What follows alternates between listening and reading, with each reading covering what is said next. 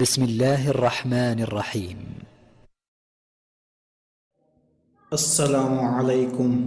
مصر کا ایک شخص انگور کا ایک خوشہ لے کر فرعون کے پاس آیا اور اس سے کہا کہ میں چاہتا ہوں کہ تم اسے جواہرات میں تبدیل کر دو۔ فرعون وہ خوشہ لے کر اپنے گھر میں آیا اور سوچنے لگا کہ میں اس خوشہ انگور کو جواہرات میں تبدیل کیسے کروں۔ اتنے میں شیطان فرعون کے دروازے پر آیا اور دستک دی۔ فرعون نے اندر سے کہا، کون ہے؟ شیطان نے کہا، لعنت ہے ایسے خدا پر جسے یہ بھی پتہ نہیں کہ دروازے پر آنے والا کون ہے۔ یہ کہا اور اس کے گھر میں داخل ہو گیا اور اس نے فرعون کے ہاتھوں سے وہ خوشہ انگور لیا اور اس پر اسم الہی کا ورد کیا اور وہ جواہرات میں تبدیل ہو گیا۔